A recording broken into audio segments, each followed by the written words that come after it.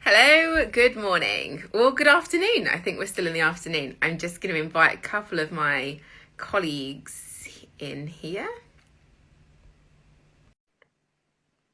Here we go. They're just going to be joining me. There we go. So, good afternoon, everyone. My name is Steph. I'm from Tech Time Out, and today we are doing a Tech Time Out takeover of the Instagram live here for Abodus Student Living. So really pleased for you to have joined us. Here's Bev. Hi Bev, how you doing?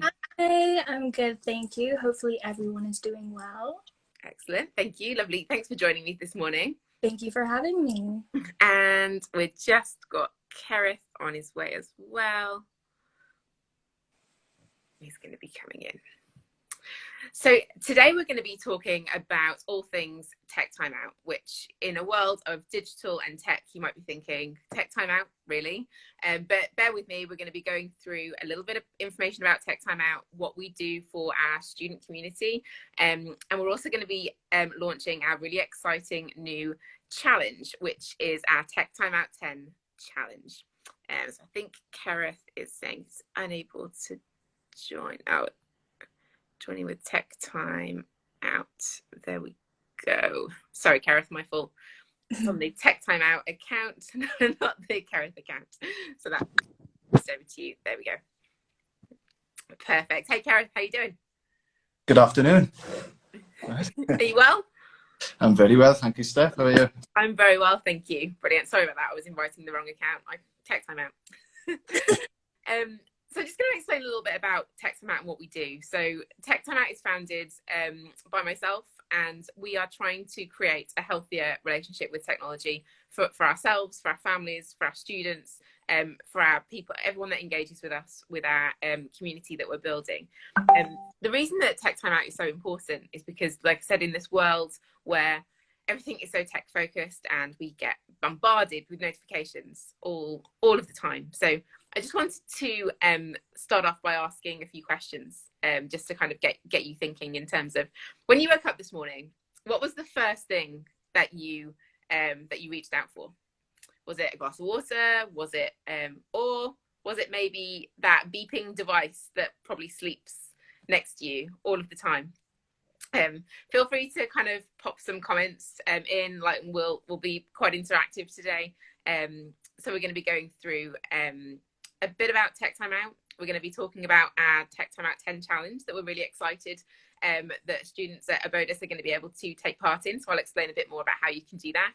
And then we're joined by Bev and Cerith, who are students, and we're going to be talking about exam stress, how to remain productive in the kind of world of digital overworld, and also with remote learning as well, and the impact that that's had. So few people have reached out for their phone, absolutely, this morning. So first of all then, so technology is obviously a huge part of our lives that, you know, involves in all sorts of different areas. So from our screens, our phones, our learning, Google is our best friend, right? Going online all the time. I want you to stop and have a think about, what is the one thing that you've always wanted to do that you've not yet achieved yet? So if you just kind of think, okay, what's that one thing? So it could be learning to play the piano, or learning how to dance, or learning how to run a 5K, or doing your first half marathon, or doing music, art, whatever it might be. I want you to just have a think and put a comment in. What's the one thing that you've always wanted to do, but you just haven't been able to do it yet for whatever reason? I'd love to know what those are. Cerith, have you got something that's been that one thing that you've always wanted to do that you've not quite got to yet? Yeah, so I wanted to start putting together my rugby coaching badges. It's something that I wanted to start progressing towards. Yeah. Excellent, that's brilliant. And Bev, what about you? Not start, but more of getting back to doing it. Dancing. I used to love it. It used to be my safe space in a way, and obviously you have other things that get in the way, and again you get consumed by technology. Yeah. Oh yeah. Brilliant. I can see in the comments we've got someone wants to do some badminton. That's great. That's a great goal to kind of get back into netball. Yeah, fantastic. What else have we got here? Netball, badminton. Brilliant.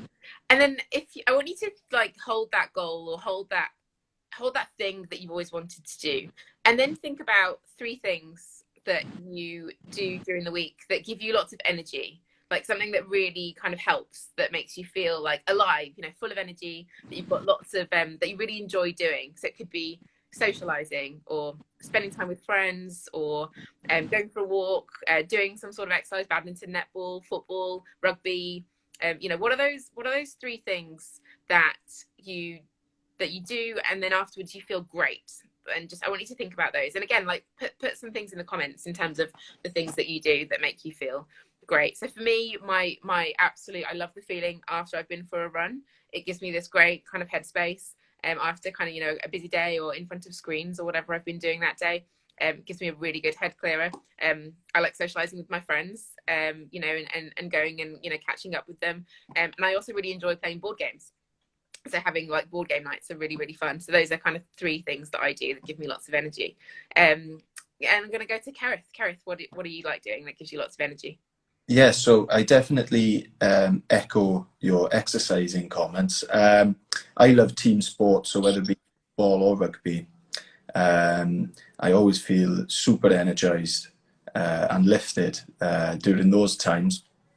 I also love to write letters as well. I find that physically picking up a pen, it's a form of craft and a sense of pride in putting effort into staying in touch with certain friends. And socializing as well. I do love a brunch date. I love meeting up for coffees. Yeah, brilliant. I love that. Bit of brunch, absolutely. Bev, how about you? Music, definitely. The amount of time I spend listening to music, it just really boosts up your mood, put you in a happier mood. Second, I have this thing called cafe therapy. I love my coffee. I love being in a cafe because the surrounding is just so great. It's so different because everyone is just doing their own thing, but in one space. And yeah, socializing with my friends and family because they really make me feel good and make me appreciate the better things in life. Amazing. I can see some great comments as well that are coming through. So, self-care, spending time with family, being outdoors. So there's all these things that we do that give us lots of energy. We've got someone else loves the cafe, Bev. Yeah, absolutely. Music and going to cafes. It's good for the soul. Good for the soul. Coffee is life, yeah. So what do we think about in terms of, okay, so there's we've got our like main goal that we've just said in terms of the one thing that we've always wanted to do but we've not quite got around to yet, and then we've thought about these three things that make us feel really happy, that give us lots of energy, and then I just want you to think about how much time you actually give yourself for these things. So it's very easy for us not to achieve or be working towards our goals because we're so busy, and because we're, we've got, the modern life is very, very hectic with lots of things going on usually, lots of technology. And so the thing that a lot of people say is, I just don't have the time, between work and studying, and all of the things that I have to do. It's very difficult to find that time. So what I'd like you to do after this session is I'd like you to just go and have a little sneak peek at your screen time. And I think what you'll find is you might be surprised by the amount of time that you're just your phone. So not even the other elements of technology that you have in your life, but just what your phone has in terms of the time that it sucks up from you and what it takes from you. And now if you could maybe focus on taking maybe just one of those hours a day and focusing towards your goals, or focusing on the things that give you energy and make you happy, and just finding more time for those. So I'd just like you to just kind of start with that, because I think it's really powerful when we do look at our screen times and realize, actually, wow, I am spending quite a lot of time on this screen. Could I be doing something a little bit more productive? Could I be doing something that makes me feel happy and that gives me energy, rather than just kind of in that mindless scrolling phase that we're all guilty of sometimes, right? We all need a good little scroll. So we're really thrilled to be announcing today that we're launching the Tech Time Out 10 challenge for the Abodus students. So I'm just going to pass over to Cerith, who's going to tell us a little bit more about the challenge, and then I'll finish off and tell you how you can get involved and how you can pick up your packs. So over to you, Cerith. What is the Tech Time Out 10 challenge? Okay, so the Tech Time Out challenge, or Tech Time Out 10 challenge, is a remarkably simple yet effective challenge. So This is a challenge that I enrolled on myself in December, and effectively it raises awareness of your relationship with technology, but also at the end of it leaves you feeling rather boosted. Okay, so let me explain how. So you pick a time during your day where you pick a time to drop your technology. Okay, so for me it was usually about 1 p.m. and I put down my technology for 60 minutes, and in those 60 minutes I've planned an activity, and those activities can range from all sorts. So anything that doesn't involve technology. It could be exercise, could be walking, could be going for a brunch date, could be playing an instrument. There's a whole host of activities you can do. So you set a time, select an activity, put your tech away, and do that for 10 days straight. Now, it sounds quite easy, but I thought I don't necessarily watch Netflix all the time. I can live without social media for 60 minutes. However, I estimated how attached I was to my emails, to my essays. So it was difficult at first. As the 10 days wore on, I started to feel a lot more at peace, a lot more lifted, and actually a little bit more productive when I was using technology. So remarkably simple, remarkably effective. Brilliant. Thanks, Cerith. So you'll get in your pack that you can pick up from reception. So from the 24th of January, you'll be able to go and pick up a pack from reception. You will have an envelope, an orange envelope with a Tech Time Out pouch in the middle. And as Cerith said, once a day, every day for 10 days, pop your phone in the pouch and just go and do something else. There's also in the pack some ideas of different things that you can do. There's all sorts of stuff, you know, baking, running, some sort of exercise, reading, some sort of art or craft or music. And then at the end, you'll get a little survey that you can fill in order to kind of get some feeling of what difference it's made or how different you feel, or if it made any difference at all in terms of your productivity. We've had lots of students that have gone through this who have said that it's made a big difference to their sleep. So anyone that's struggling with their sleep, this is a really great challenge to get involved in, and it's just for 10 days. Just for 10 days. Might need a bigger pouch for all of the devices. Yeah, absolutely. This is just for the phone. But if you need more, then maybe put it in a box or something. But yeah, the pouch is just for your mobile phone as a starter for 10. So great, Cerith. And Bev, you're going to be taking part in the challenge really soon. How are you feeling about it?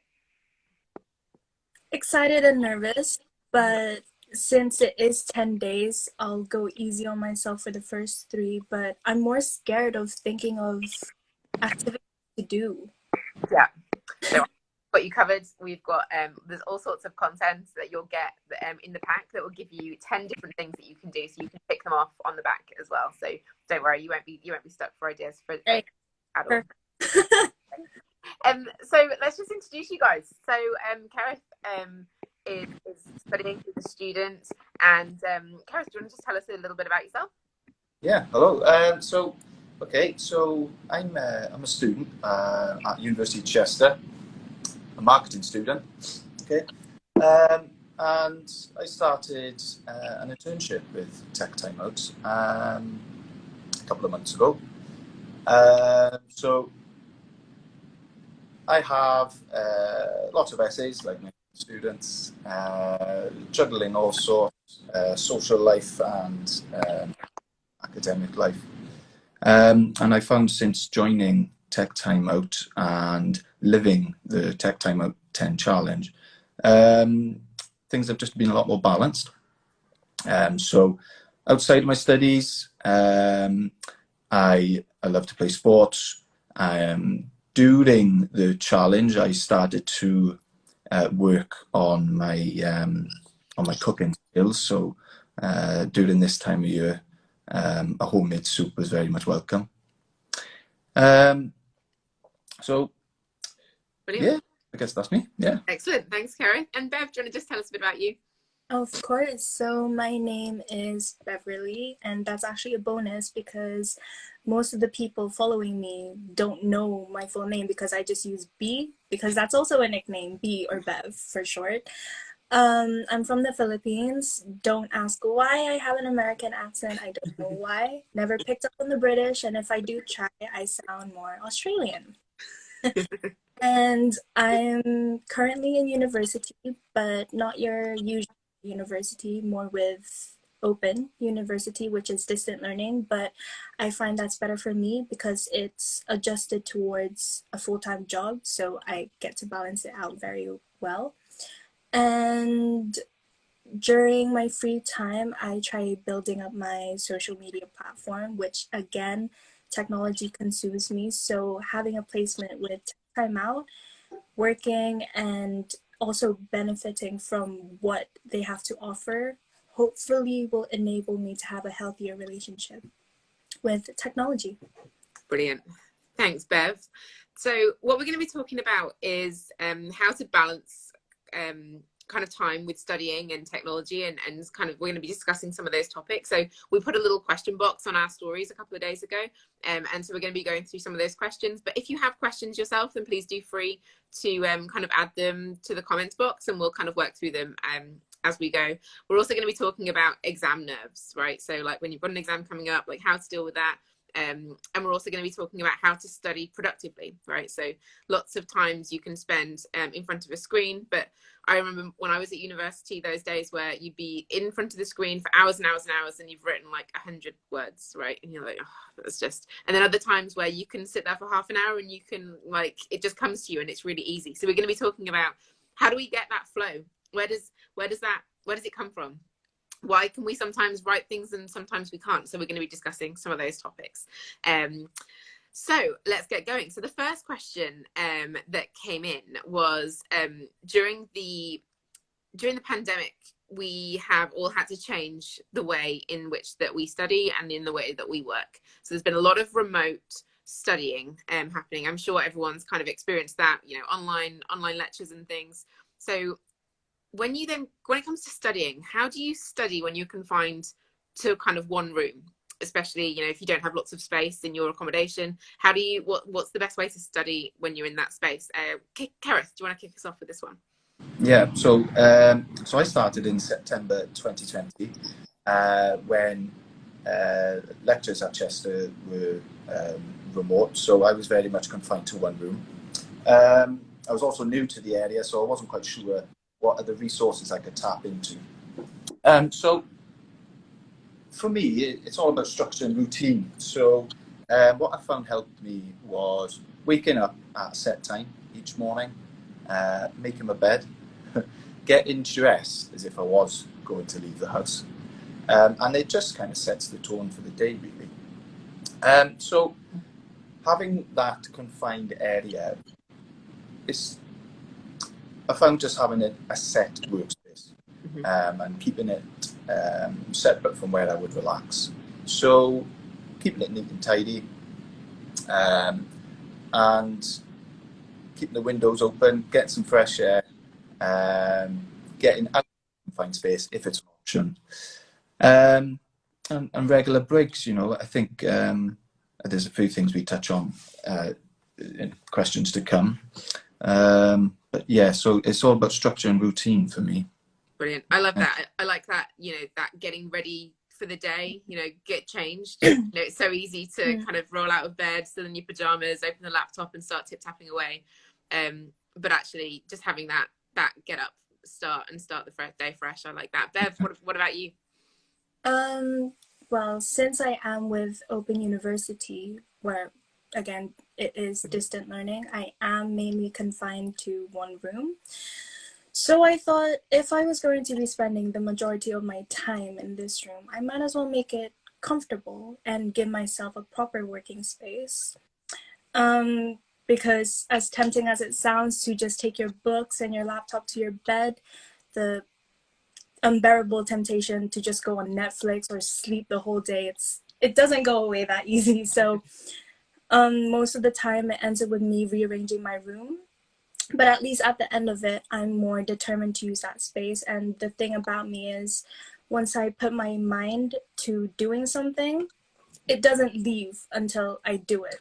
So if I say, oh, I want to move my room around, I'm unsatisfied with how my room looks now. So just get it out of the way, and at least I'm more satisfied with where I am. Yeah, perfect. I like that. Make a comfortable space. I think there's some great tips. Some great tips in there. So the next question that came in, which I thought was a great one, and it's a really important one because, you know, part of the university experience is definitely around the social side. So how do you balance studying with socializing? So, you know, how do you keep organized? How do you keep on top of your deadlines? Like what kind of tools do you use in order to do that? So yeah, Bev, do you want to start us on this one? Of course. So I would consider socializing as my tech timeout. So I try to make plans with friends or family, and I make sure to really be in the moment instead of being in my phone and worrying about other things, because what's the point of making plans if you're just more consumed by the things you can do at home, and again your phone is not going anywhere. Then what I find is when I get back home, I'm usually more refreshed, so I find myself more able to do more studying for a few hours that night. Perfect. Brilliant. And Kerith? Yeah, so my experience with this so far was I rolled up and I thought the socialising was all about the nightlife, if I'm honest with you. So what I found quite remarkable was just how much variety was on offer with regards to socialising. It wasn't necessarily just the student union. So many sports to tap into, so many different societies, and also volunteering. So one part of the question for me is finding that variety with regards to socialising. A lot of it can happen during the day as well, it's not all evenings. But making sure that that balance is struck, I found I keep my calendar up to date effectively. So I use Microsoft Outlook. So I transfer my timetable onto my calendar, and any appointments I may have are all visible on my calendar. Can access those on my phone. And with the variety of the socialising on offer at university, there's socialising which involves activities, you know, not just sitting down and chatting. So I find bringing those together on my calendar really helps me. Yeah, I mean, it's great. I think I'm glad you mentioned that because a really important point is that using tech for good. So we're not by any means saying don't use technology, because that would be crazy. You know, we are very much around using technology that serves us and technology that helps us. So using like a scheduling tool or a digital calendar where you can block out certain times, so you can have your focus time for studying, you can have your focus time then for socializing, having your downtime, you know, and being able to use all of these different tools in a way that kind of can help us. So I'm glad that you brought that up. All really good points. So the next question that came up was around revision techniques, right? So like how do we cram all of this knowledge that we're learning in as the kind of assignments are coming up, or as the exams are coming up? So have you got any great kind of revision tips or any kind of tech that you might have used that kind of helps, or non-tech techniques that might have helped as well? So yeah, Kerith, do you want to kick us off with this one? Yes, so touching upon what you've just mentioned, actually, Steph, was actually dedicating time, focused, deep work sessions put into the calendar that work alongside your timetable. So as well as that, with regards to taking notes in the first place, I like to use Microsoft Notebook, and you can have your modules, and then you can have different tabs for every single lecture. And I find that quite helpful because they're all accessible wherever you need them to be. And it's very, very, very visible. So you can put all sorts of colours on there. So notes aside, it's good during those deep work sessions to maybe leave your phone at home and take your learning outside of your student house. Mm-hmm. take it to the library. I think most universities have bookable pods where you can have a private space.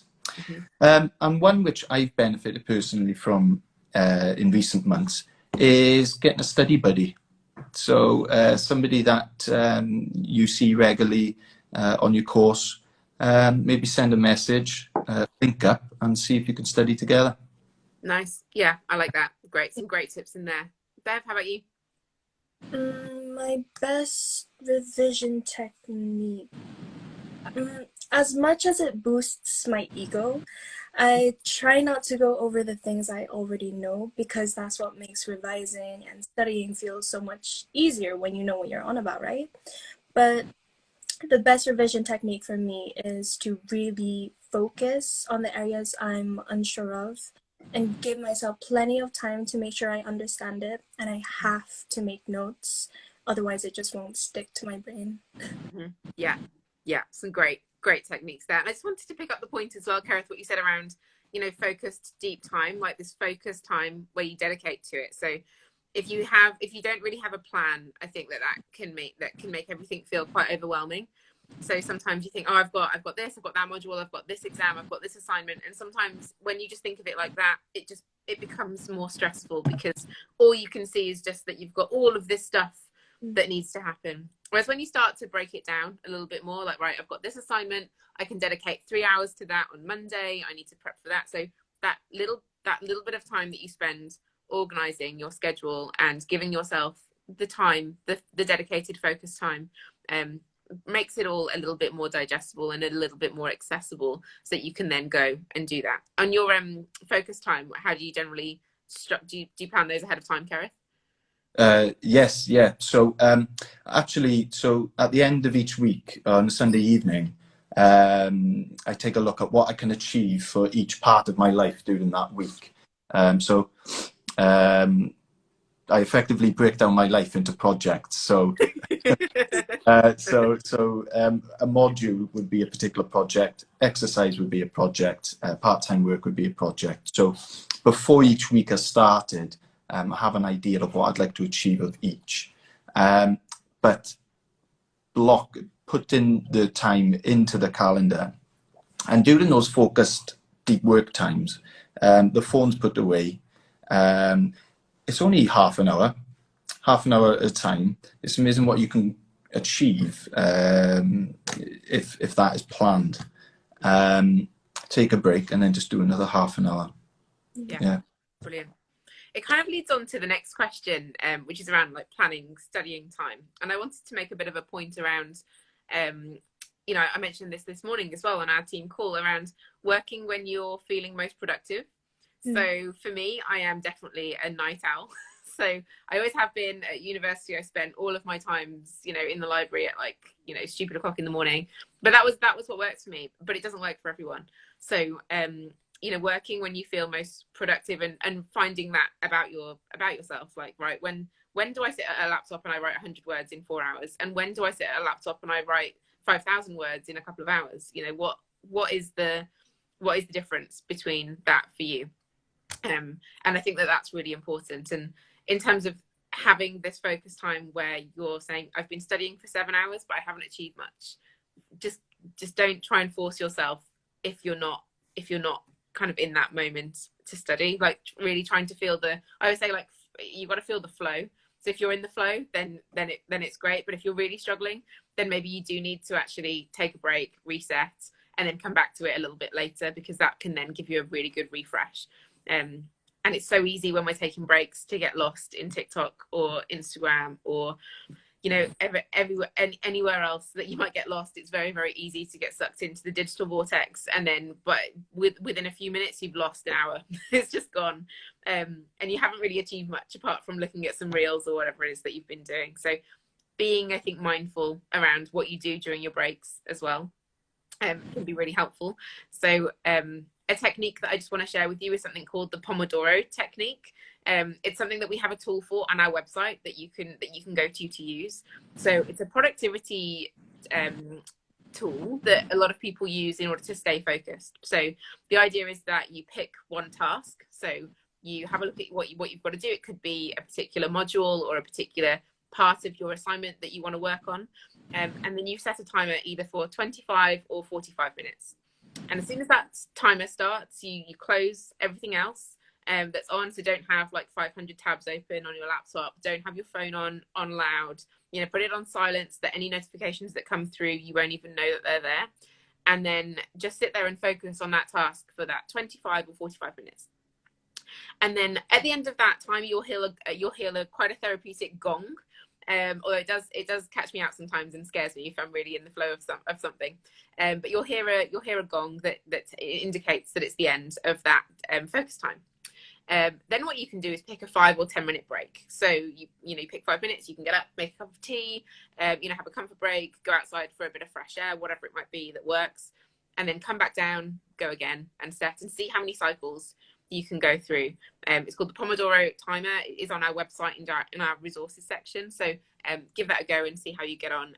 It's really been hugely beneficial for me. As I was always the person who had all of this stuff and I wanted to try and do everything all at the same time and ended up in this kind of big ball of stress because I couldn't break it down. And that really helped me work through that. So I'd really recommend going and checking that out.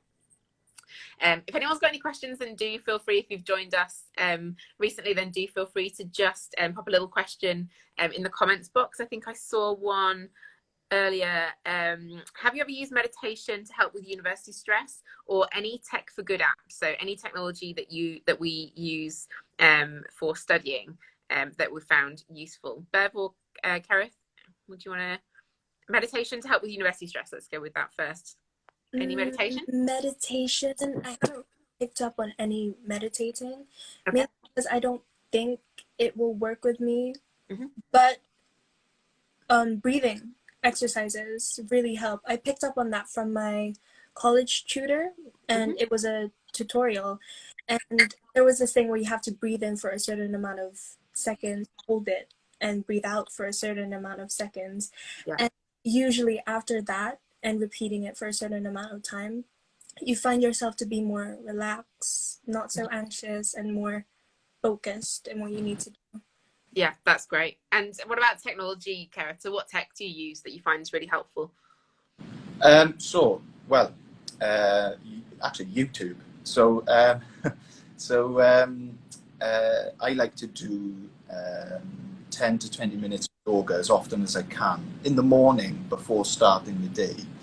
And there's a lady called Cassandra, there's also Adrienne, and they have so much great content on there. But those yoga sessions tend to incorporate a bit of a breathing exercise towards the end. And I can relate to what Bev was saying there. That very exercise you mentioned, our rugby coach went through that with us only last week. And I felt like I was floating on air afterwards. Yeah. Fantastic. Brilliant. Fantastic. Great. Some great tips. Right, we've got a couple more questions coming in, so let's have a look at these. Do you know if technology use and mental health are closely linked to each other? Absolutely. So there's lots of studies that are coming out now in terms of how overuse of technology can have a really detrimental impact to our mental health. So it's really impacting our sleep, our communication, and kind of how we're feeling, the way that we're building relationships with our colleagues, with our friends. And it's also having, a huge impact in the way that we're, the way that we're communicating. So has anyone else been in a room where you're like at dinner and everyone's on their phones? You're like, hello, yeah, I'm here. And it's been, it's still very, very new, this research, but there's lots of research coming out now that is showing some of the correlations between depression, particularly in younger generations, and overuse and just general use of technology, particularly, the impact of social media. There's a lot of that. So we're really mindful of this, and it's obviously a huge topic. There's lots of stories that we've got that is definitely for another time, but where people have come off social media, or they've been really impacted their mental health in terms of overuse of technology. They've been through, that sort of detox, and then they're now feeling much better, much happier, able to sleep better, able to communicate better, and feeling much more confident. I actually know that one of our one of our students has had a huge impact from working with Tech Time Out over the last few months, and her confidence levels are now through the roof, which is great to see. So it definitely is worth a go to just take some time out every now and again. And what have you got to lose? Let's just see what happens. So just a final few questions then. So we have some questions around feeling stressed about exams. So we've got 3 questions that I'm just going to run through. So what do you do when you're feeling really stressed about an exam? So what do we do when we're feeling really stressed? Cerith, what do you do? Okay, yeah. So I think a viewer mentioned mindfulness and yoga. I think that's an excellent way just to ground yourself. And something which we've kind of touched on previously is breaking down the problem. So being able to see exactly what it is what the next task is. So yeah, a bit of mindfulness, grounding yourself, bit of yoga, just to help put your mind at peace. But also, you know, there's I think some of the things we've talked on throughout the past half an hour. Yeah. Fantastic. I think I also just want to mention that it's worth, if you are feeling really stressed about exams, there's some brilliant resources both on our website but also on the Student Minds website. It's www.studentminds.org.uk. They're the UK's largest student mental health charity, and there's loads of resources on there. And they also did a live on this page just last week, so that's also worth a listen as well if you are struggling, because that information's there. So let's move on to nerves on the day, right? So the day has appeared. You've woken up that morning. So you got that feeling in your stomach. You know, oh, I've been doing all this research and I've been doing all the studying and I've been doing everything. And you're on the day and you're really nervous. What do you do, Bev? What do you do? Words of affirmation. This not only boosts up my confidence to remind myself that I am ready and that I am able. And no matter what the outcome is, I need to give myself that grace and room for improvement, because it's only a mistake if, obviously, with exams, you're under time pressure. So most of the time, people feel like they don't do as well as they know they could have, which is fine because your intelligence is never determined by one piece of paper. Yeah, brilliant. And just finally then, what do you do when you've started your assignment and your mind just goes blank? So, you know, you've got all this knowledge and then all of a sudden you sit there and you get asked this question and your mind just empty. What do you do? Cerith, sorry. Yeah, so depending on on what the task is. So if my mind goes blank and it's a question, is it a question that I can just come back to later? Because more often than not, the term sleep on it, for example, is very helpful, because you could just take a break, take a step back and come at it from another angle at a later date or a later time. If it's in an exam, however, yes, I would most definitely practice those breathing exercises, because that's what's brilliant about the breathing exercises, that you can take them everywhere. Yeah. You've always got your breath. Yeah. Very portable, very mobile. So take a moment, either move on to the next question or take a deep breath and maybe come at it at a different angle. The answers are there. It's in there. It's in there. You've done all the work. If you've done the work, it's there somewhere. Yeah, absolutely. And Bev, any final thoughts from you? What to do if your mind goes blank? Yeah, I agree with exactly what Cerith said. Most of the time, again, under time pressure, your mind goes blank because you're more worried about doing everything within that set amount of time. But use your time more efficiently. You never know, you might be able to make up those marks in another question. In fact, I used to flip through the whole paper and see what questions I knew first, because that made me feel confident and get into the zone of having an exam. And again, if you go back to that part and see if you can answer it, most of the time you'll find that you knew the answers all along. It's just nerves getting the best of you. Brilliant. Thank you so much for joining me today. So just a reminder, the Tech Time Out 10 Challenge for Abodus students is launching on the 24th of January. And Cerith, what would you say to students who are thinking, oh, should I do the challenge? Should I not? What would you say to them? Absolutely nothing to lose, everything to gain. Brilliant. Thank you, Cerith. So like I said, your packs will be at reception and you'll be able to pick them up from the 24th of January. It looks like this. In the pack, you will have the pouch, you will have a 10 list of different things for you to do. And all we're asking you to do is put your phone in the pouch once a day, every day for 10 days. Sounds nice and simple, but the results that you will get, I guarantee, will be hugely more beneficial than listening to us for the last sort of 30, 40 minutes in terms of the time that you'll get back. And just a final tip from me is to turn off your notifications. So you get lots of notifications coming through the day. Just go and have a little check and just see which notifications you might be able to switch off. Because let's be honest, you're going to check WhatsApp anyway. You're going to check Facebook anyway. You're going to check Instagram anyway. So you don't really need to know every single time someone sends you a message.